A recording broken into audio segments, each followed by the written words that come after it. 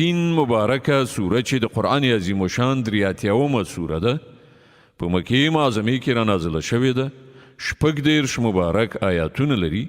تلاوت او پښتو ترجمه یې له لومړي آیت څخه اورئ اعوذ بالله من الشیطان الرجیم پناه وړم الله تعالی شړل شوي شیطان څخه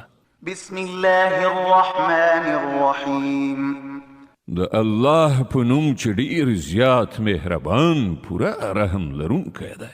ويل للمطففين الذين إذا اكتالوا على الناس يستوفون وإذا كالوهم أو وزنوهم يخسرون تباهی ده د کم ورکوونکو دپاره د هغو حال داسې دی چې کله له خلکو نه څه اخلي نو پوره یې اخلي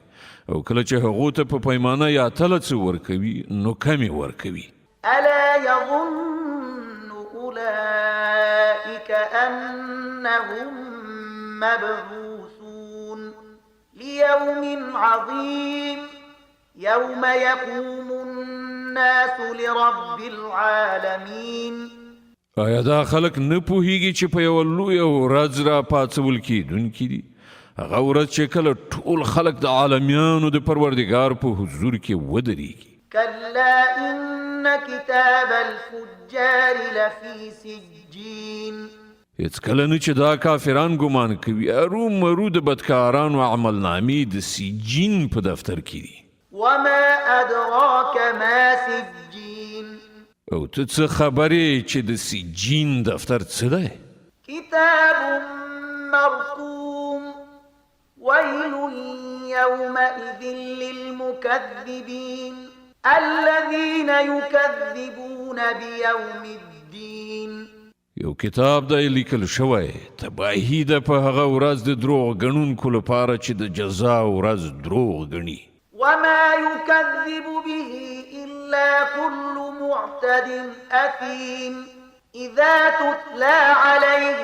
آياتنا قال أساطير الأولين او هیڅوک د جزا ورځ دروغ نه ګڼي مګر هر هغه څوک چې له حده تیری کوونکی بد عمله دی هغه ته چې کله زموږ آیاتونه واورول شي نو وایي دا خو د پخوانیو وختونو ویناوې دي كلا بل ران على قلوبهم ما كانوا يكسبون هیڅکله نه چې دا کافران فکر کوي بلکې حقیقت دا دی چې د دې خلکو زړونه د دوی د بدو عملونو زنګ وهلي دي كلا إنهم عن ربهم يومئذ لمحجوبون ثم إنهم لصالوا الجحيم ثم يقال هذا الذي كنتم به تكذبون هیڅکله نه چې دغه کافران فکر کوي ارومرو به په هغه ورځ دوی د خپل پروردګار له لیدو څخه بې برخې وي بیا به دوی په دوزخ کې واچول شي بیا به دوی ته وویل شي چې دا همغه څه دی چې تاسې دروغ ګڼلی وو كلا إن كتاب الأبرار لفي عليين هیڅکله نه چې دغه کافران فکر کوي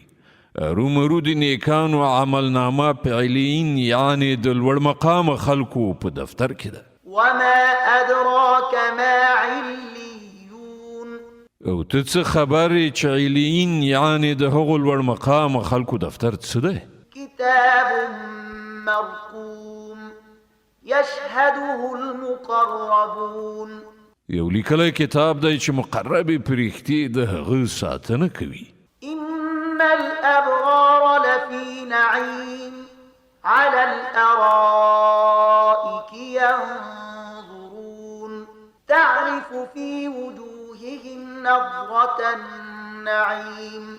ارومرو به نیکان په زیاتو خوندونو کې وي د عزت په هسکو تختونو ناست ننداره کوونکي به وي